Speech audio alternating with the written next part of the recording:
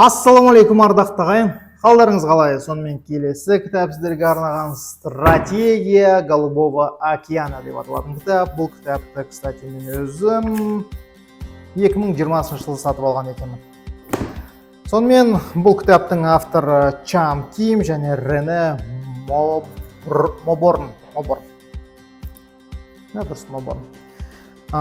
Бұл кітап тарихы өте қызықты. Бұл кітапты маған бірнеше кәсіпкер кеңес береді. Сөйтіп сатып алғаннан кейін менде жаңадан инсайттар пайда болды. Сол инсайттармен сізбен бөліскім келіп тұр. Сізге арналған мощный. Бұл кітаптың авторы мұхитты екі топқа бөледі. Голубой және алый деп. Голубой океан және алый океан. Алый океан деген бұл нарықта кәсіпкерлерге, конкуренттарға толы адамдар бәрі бір-бірін копировать етеді, бағамен бір-бірін түсіреді. Жалпы нарық толы сегмент. Не знаю, Tide, Colgate, тағы да ертең біреу шығару мүмкін тура сондай бағасы түсіп кететін болса, клиенттардың барлығы ауып кету мүмкіншілігі бар нарық. Екінші нарық ол алый деп аталады. Бұл жерде инновационный, то есть бұрын соңды болмаған құндылықтарды адамға сыйлау. Егер де сіз сондай нарық табатын болсаңыз, сіз счастливчиксіз. Және бұл жерде ешқандай конкуренция болмайды, бұл жерде бағамен бір-бірін сындыру болмайды, бір-бірін копировать ету болмайды. Бұл жерде сен жалғыз боласың, как правило. То есть нарықтың иесі өзің боласың. Сонымен бұл жердегі алғашқы инсайтым осы екі нарықты түсіну. Сізде осы нарықты түсініп алсын деп сізге айтып отырмын. Келесі инсайтым бұл жердегі покупкалар. Бұл жерде екі покупка болады: эмоциональный покупка немесе функциональный покупка. Бір покупкалардың көбі әйел адамдарды алайық, олар эмоциямен сатып алады. Ал ер азаматтар технический характеристикасына сатып алады. Сол жерде де ер адамдар эмоцияға берілмейді, әйел адамдар сияқты. Әйел адамдар базарға бара жатып, тамақ алуға, киім алып келуі мүмкін, ешқандай ғажап емес, это нормально. Бұл жердегі мысал ретінде бір-екі вариант келтіре кетсем болады. Көптеген адамдар сол ескі жылдар ұмытып қалдым, цирктарда адамдар жануарлармен бірге выступать етеді. Уақыт өте келе цирктардың доходы түсе бастайды. Ал жануарлар, арыстан, бегемот, зебра, сол сияқты жануарларды көрген гринпистар оларға заявление жасап айтады, бұларды қинайды, бұлар жаман деп, содан көбі банкрот болып жалға бастайды. Сол кезде юсалия ғой деймін. Ешкімде жоқ, өзінің нарығын ойлап табады. Сөйтіп, үлкен адамдарға арналған циркті әзірлейді. В основном ол жерде актерлар выступать етеді. Сөйтіп, нарықтың бір бөлігін алып алады. Ал ол жерде ешқандай конкуренция болмайды. Дәл сол сияқты NetJet деген бар, Jetline деген естіген шығарсыздар, өте жылдам ұшатын самолеттер. Көптеген бай адамдар өздерінің Қазақстанда, кстати, өте көп самолетпен ұшсаңыз, қарасаңыз, мына жақта частный парковкалар тұрады, самолеттер. Сол сияқты самолеттар болады. Омен ұшу жылдам, омен ұшу лезде, прямой ұшу болады, тез ұшу болады. Бұл өте қолайлы. Например, 6 сағат, 7 сағат отырмайсың, 1,5-2 сағатта ұшуға болады. Сол себепті Jetlines деген авиакомпания байларға арналған нарықты өзіне иеленіп алады. Сол себепті ол жерде сен ешқашан уақытын күтпейсің, таможняда тұрмайсың, сені алып кетеді, мәштағы самолетқа отырғызады, апарады және қажетті жеріне жеткізеді. Осындай all-inclusive услуга болған себепті Jetlines өзінің нарығындағы Голубой океанды тауып алады. Осындай қысқаша пример.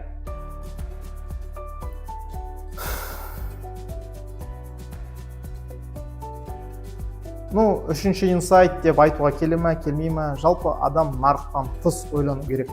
Тыс ойланған кезде, например, адам кинотеатрға барған кезде біз қандай кино береміз емес, сонымен қатар клиент ойлап, дополнительный доход жасауға. парковкаларды ыңғайлап, балалар ойнайтын орын тауып, немесе сол келген қонақтарға арнайы нянялар. Потому что өзім қызым бар, киноға бару практически невозможно, потому что в любой момент айғайлай салуы мүмкін. Сонымен кино көре алмайсың.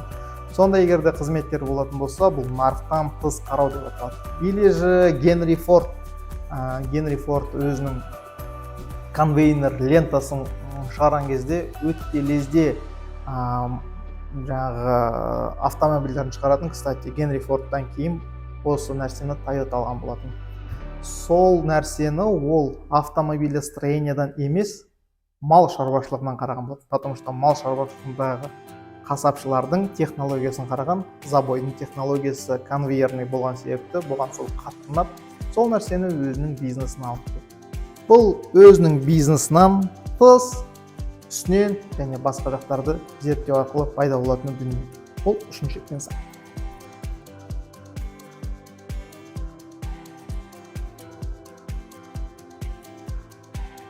Төртінші инсайт бұл нарыққа қажет нәрсені беру. Бұл әрине зерттеу арқылы пайда болады. Және қайтқан Toyota жайлы кстати айтты кетейін. Toyota Америкаға кірген кезде Lexus деген машинаны предлагать етеді.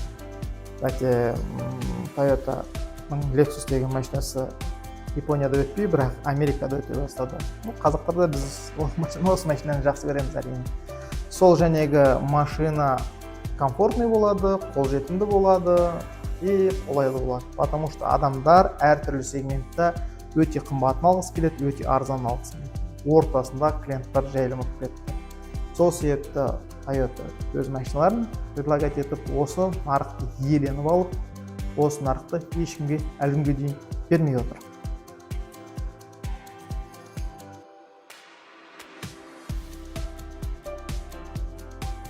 Және бір нарықтан тыс зерттеулерге тағы бір мысал келтіре кетейін. Инсулин жаңағы шығаратын компания, өзінің инсулин шығаратын компания, одан кейін фармакология компаниясы және клиенттер. Әдетте бәрігі жаңағы білімді адамдардан ақпарат алу керек болатын. Бұлар оны тастап, прямой қант диабетімен ауыратын адамдардан консультация ала бастайды. Сол кезде бұлар оларға идеальный продукты жасап береді. Почему? Потому что ине мен укол салу өз-өзіне қиын болған себепті олар кішкентай ручкаға қысайтын Novopen дейтін продукт ойлап табады. Получается, бір рет қана басасың, сол инсулинді қажетті мөлшерде беруге көмектеседі және ешқандай қиындық жоқ. Даже көзі көрмейтін адамдардың өзі бұнымен ыңғайлы қолдануға мүмкіншілігі болатын. Сол себепті бұлар әлі күнге дейін осы Novopen компаниясы, осы нарықтың иегерлері, киноларда көрген шығарсыздар, может таныстарыңыз бар, инсулин жетіспеушілігімен ауыратын, осындай бренддарды пайдаланады. Сонымен қатар нарықты иеленіп кеткен компаниялардың бірі Netflix. Бұрын сонды болмаған болатын онлайн платформа, не знаю, KinoGo, HD Резка деген біз білетін пиратский компаниялар бар, но бұлар бұны үлкен бизнесқа айналдырып, подпискаға кинолар сатып алатын нарық ойлап тапты.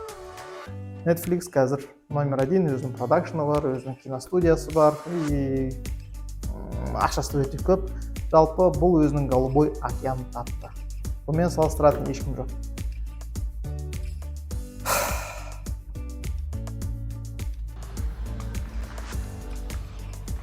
Бұл кітапты сізге оқуға кеңес берем бе, кеңес бермеймін бе? Бұл инсайтқа толы кітап, сәл қалыңдау демесеңіз, бестселлер, 3,5 миллион кітап сатылған, только орыс аудиториясына ғана оқуға көңіл бөлуге тұрарлық, потому что кейбір кітаптарда вода болады, сылдыраған су, мардымсыз ақпараттар, ал бұл болатын болса толық конкретный ақпараттар.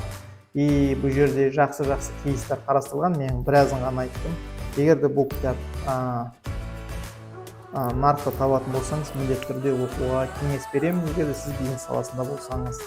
Сонымен мен айтудан жалықпаймын. Сізге видео ұнаса лайк басыңыз, комментарий қалдырыңыз, және егер де действительно осы нәрсе қызықты я қажет дейтін болсаңыз, досыңызбен біреумен бөлісіңіз, бөліспесеңіз хотя бы Елдос, ты красавчик, осындай видеоларды көп шығар деп жазып кетіңіз.